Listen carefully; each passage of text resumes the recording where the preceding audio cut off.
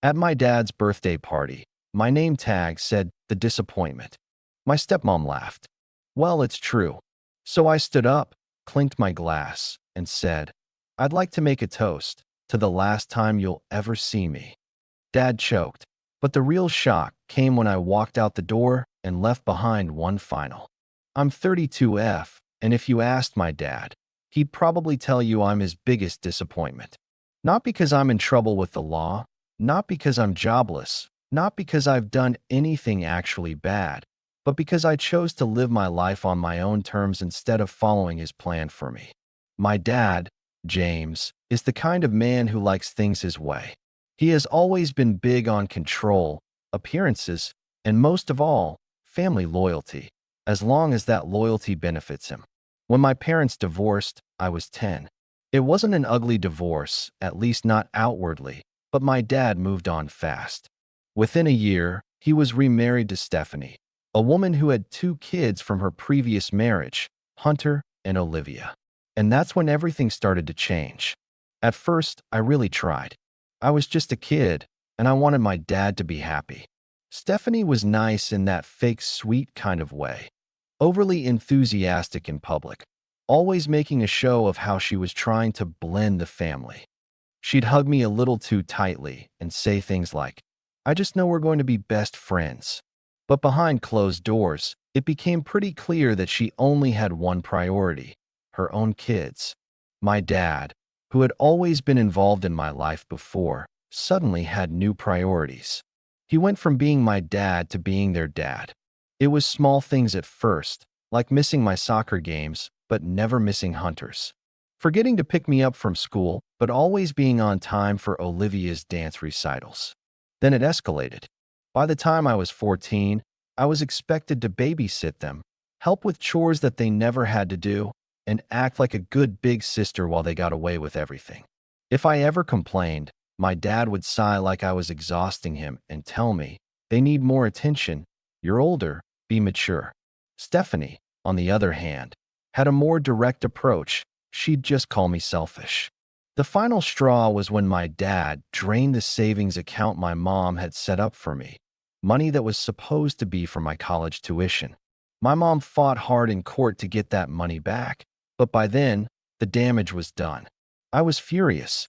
I barely spoke to him my last year of high school, and when I left for college, which I paid for on my own, I only came back for the occasional holiday. Years passed, and my relationship with him never really recovered. I still got invites to family events, but they always felt more like an obligation than a real effort to see me. I could tell that to my dad and Stephanie. I was just the difficult child who refused to play happy family. Hunter and Olivia, on the other hand, were the golden children. Which brings me to my dad's birthday party. Stephanie was throwing a huge party for him. One of those over-the-top, invite everyone we ever met kind of things. I wasn't planning on going, but my aunt, one of the few family members still on my side, convinced me. Just stop by for a little while, she said. Maybe things have changed. Spoiler, they hadn't. The moment I walked in, I felt it. That familiar, unwelcome tension. People I hadn't seen in years were there. But instead of warm greetings, I got polite nods. Conversations flowed around me, but no one really included me. I saw my dad across the room, laughing with some old friends, but when his eyes landed on me, his smile flickered for half a second, like he was surprised I actually showed up. I was already regretting coming when I noticed a small table near the entrance. It had name tags. Stephanie had done this before at past events, claiming it helped people mingle. It was her thing. Most of the tags were normal. Uncle Mark, Cousin Rachel, Neighbor Tom, and then I saw mine. And I froze, because my name tag didn't just say my name. It said something else, something that made my stomach turn. I picked it up, staring at it, and from across the room, I heard a familiar laugh. Stephanie's. She was watching me, a wine glass in hand, an amused little smirk on her face. I clenched the name tag in my fingers, heat rising in my chest. This was not going to go the way she thought it would. I stood there for a moment, gripping the name tag between my fingers, my brain taking an extra second to process what I was looking at. It had my name, but underneath, in smaller letters, someone had written, "The disappointment." At first, I thought maybe it was some kind of joke, some awful, tasteless joke. Maybe a cousin trying to be funny. Maybe an unfortunate mix-up. But then I heard her laugh. Stephanie. I looked up and found her across the room, standing near the bar, sipping her wine like she didn't have a care in the world. Our eyes met, and that slow, satisfied smirk spread across her face. I could feel my pulse in my ears. A few people had noticed me standing there now. A couple of glances in my direction. No one said anything, but I could feel the weight of it, the expectation. I could almost hear the words they weren't saying. Don't make a scene. I took a slow breath and put the name tag back down on the table. I smoothed it out, aligning it perfectly with the others. For a second, I almost laughed. Of course, she did something like this. This was classic Stephanie. Not an outright insult. Not something blatant enough for people to immediately call her out on, but something just subtle enough that if I reacted, I'd look like the problem. I should have known the second I walked through the door that something like this was coming. A hand touched my shoulder, and I turned to see my aunt, the only person in this family who had ever really understood me. Her brows were drawn together, her lips pressed into a tight line. She'd seen the name tag. Her eyes flickered toward Stephanie. "Are you okay?" she asked softly. I forced a tight smile. "Yeah," I said. "I'm fine." But I wasn't. I was exhausted. Exhausted in a way that I didn't even know how to describe. Because this wasn't new. This wasn't even the worst thing she'd done. This was just the latest in a long, long pattern of making sure I always knew my place. I should have walked out right then. I should have turned around and left. But something in me said no. Not this time. So instead, I took a deep breath, squared my shoulders, and did something that I knew would catch them off guard. I smiled. A real, easy smile, like nothing had happened at all. Then I picked up a glass of champagne from a passing server, clinked it lightly with my nail, and turned toward the room. Because if Stephanie wanted a show, I was going to give her one. I raised my glass just slightly, feeling the weight of the room shift as a few people glanced in my direction. I hadn't made a scene, not yet, but the quiet clink of my nail against the glass had drawn just enough attention. Just enough to make Stephanie hesitate for a fraction of a second before taking another slow sip of her wine, her eyes narrowing slightly like she was trying to figure out what I was doing. I let the moment stretch just a little longer than necessary, like I was considering making a toast, before I gave a small shake of my head and turned away, heading deeper into the party. I wasn't going to give her the satisfaction of reacting. Not yet. The party itself was exactly what I expected, crowded, overly polished, with expensive catering and carefully curated decorations.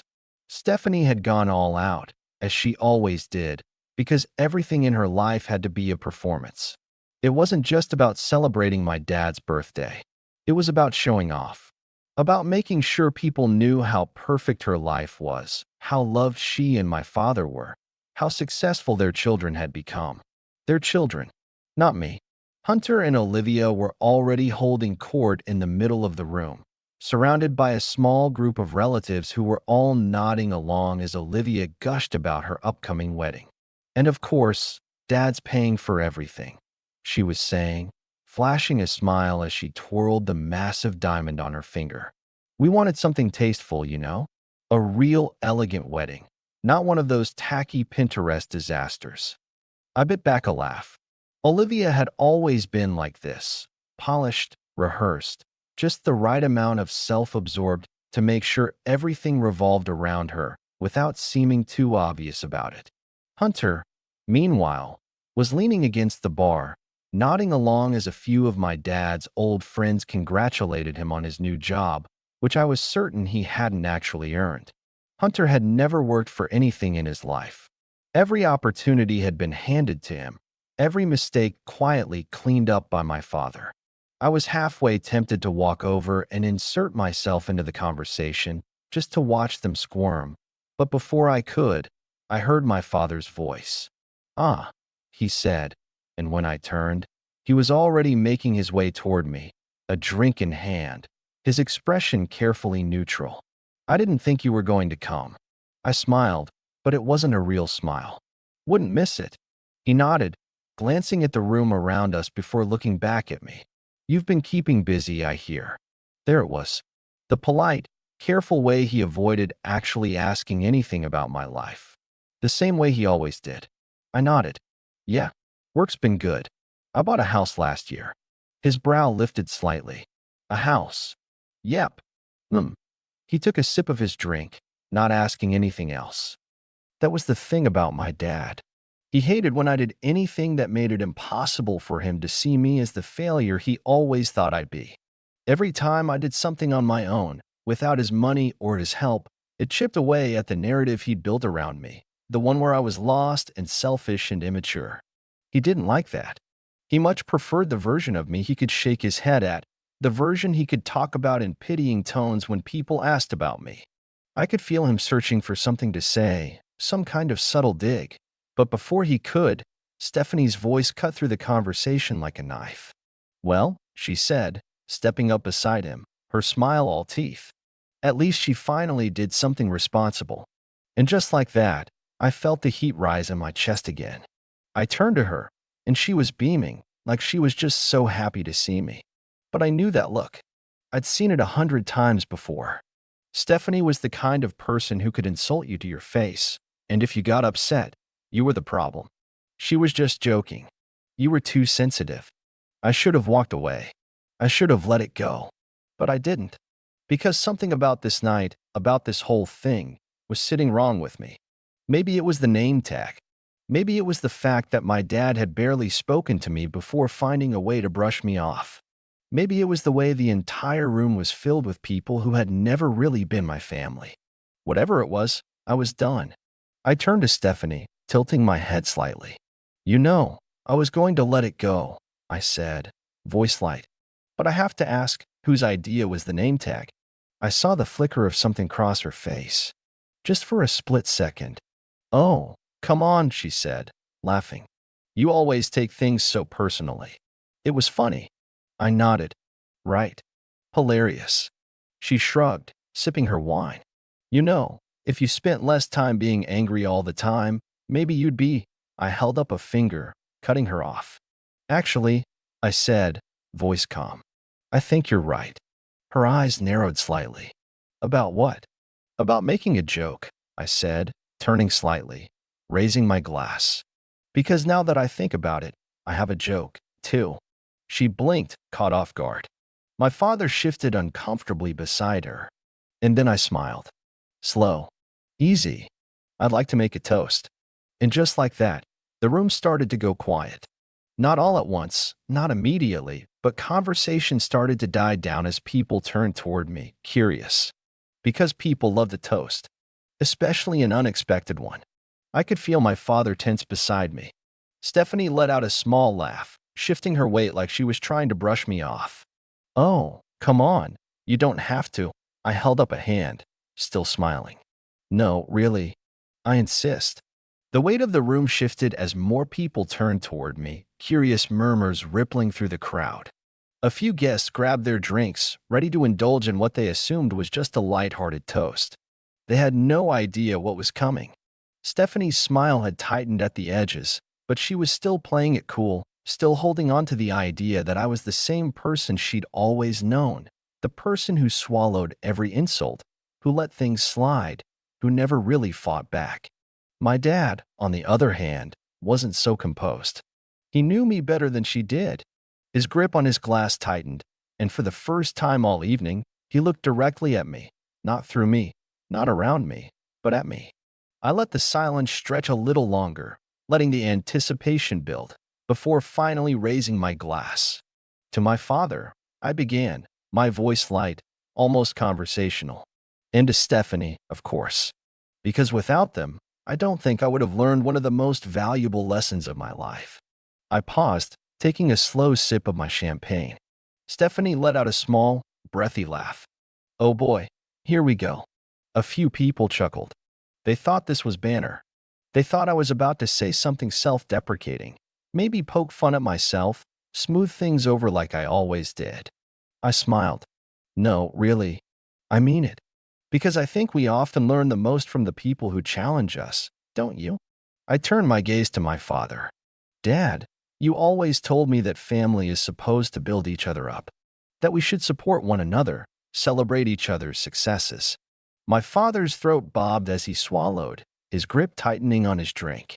He didn't like where this was going. And I used to believe that, I continued. I really did. But then, somewhere along the way, I realized something. The room was almost completely silent now. Stephanie's fingers were curled so tightly around the stem of her wine glass that I half wondered if it would snap. I set my glass down gently on the table beside me. I realized that, for some people, support only exists when you fit into the version of yourself they want you to be. That as long as you play the role they've written for you, whether it's the golden child or the black sheep, they'll keep you right where they need you. And if you step outside that role? I exhaled sharply, shaking my head. Well, that's when they show you how they really feel. I heard a few uneasy shifts in the crowd, people glancing at each other. Olivia looking at my father, waiting to see his reaction before deciding how she should feel. I saw Hunter smirking, like this was all just entertainment to him. And Stephanie? She was still smiling, but her knuckles were white. I used to think that if I just proved myself, if I worked hard, if I was successful, if I played by the rules, you'd see me differently, I said, my voice softer now, but no less steady. But I get it now. It was never about me. It was never about what I did or didn't do. Stephanie opened her mouth, probably to cut me off, but I didn't let her. I turned my attention back to my dad. Because, at the end of the day, I was never supposed to succeed, was I? His expression flickered, just for a second. I let that hang in the air before I exhaled, rolling my shoulders back. But I did. I built something for myself. I made a life that has nothing to do with this family, and let me tell you, it's been the most peaceful, fulfilling thing I've ever done. I could see the questions forming on people's faces. The doubt, the curiosity, because they had no idea what I was talking about. I was done letting them believe the version of me that Stephanie and my father had carefully crafted over the years. Stephanie let out another forced laugh, trying to regain control of the room. Oh, come on, this is ridiculous. It's just a name tag. I turned my gaze to her. You're right, I said smoothly. It is. But it's also a pattern. A lifetime of moments just like this. Little digs, little jokes, little ways of reminding me that no matter what I do, in your eyes, I'll always be the disappointment. My father finally cleared his throat, stepping forward slightly. That's enough. I met his gaze head on. Oh, I agree. It is enough. And then, before anyone could process what was happening, I picked up my glass again. I raised it slightly, letting the weight of my next words settle over the room. To the last time you'll ever see me. The silence was deafening. My father stiffened. Stephanie's jaw actually dropped slightly before she snapped it shut. Someone in the back muttered, "Wait, what?" And then, without another word, I set my glass down, turned on my heel, and walked toward the door. I could feel them watching me. Could feel the panic starting to creep in. Because this wasn't like the other times. I took one last glance back before stepping through the door, and for the first time in my life, I didn't feel like I was walking away from a fight. I was walking toward something, toward freedom, toward peace, toward the life I'd been building away from the drama that had always defined my family. As I stepped outside, I took a deep breath, the cool night air filling my lungs. It was over. I had cut ties in the way I should have years ago. There was no more pretending. No more trying to win approval from people who had never cared about me unless I fit their image of what I was supposed to be. I drove home that night in silence, feeling a weight lifting from my shoulders with every mile. But even as I sat in my quiet living room that evening, there was a part of me that couldn't help but wonder if I'd gone too far. Had I really done the right thing? Had I been too harsh? The next few days were a blur of texts and calls I didn't answer. I didn't look at social media because I knew it was full of the fallout. I'd walked out on my dad's birthday celebration. I had publicly humiliated him and Stephanie, his wife, my stepmother, who I had always felt was trying to push me aside in favor of her own perfect world. The family group chat was blowing up with messages, but I stayed silent, unsure if I could even face the confrontation that would follow. Finally, I got a text from my aunt, the only person who seemed to understand me, asking if I was okay. I didn't know what to say. I was okay, better than I'd been in years, but also a little unsure. I told her I needed time. She didn't press. My father called me the next morning. "Where are you?" he asked in his familiar tone, the one that always sounded like I'd disappointed him, no matter what I did. "I'm at home," I said. "I'm not coming back." His silence was all I needed to know. "You can't just leave like this, you know," he said after a long pause. "This family, we have to stick together." I didn't even hesitate. Not if sticking together means pretending to be someone I'm not. Not anymore. That was the last time we spoke. Weeks passed, and I stayed away from all family events, weddings, birthday parties, and whatever else they tried to organize. The rest of my family either fell into line with my dad and Stephanie's view of me or pretended like nothing had happened. I heard through the grapevine that my dad was hurt, that Stephanie was furious, that my brother and sister were disappointed in me for making a scene. But none of it bothered me. I knew I had done the right thing for me. I was still living my life, still thriving, and while I wasn't exactly happy about cutting them all off, I felt a kind of peace I hadn't known in years. I haven't spoken to anyone in the family since that day. So here I am, asking, am I the a-hole for walking out like that? For making the toast and cutting them off completely? Did I take it too far? Or was I justified in finally standing up for myself? I know I'll never get my dad's approval. I know I'll never be the daughter you wanted.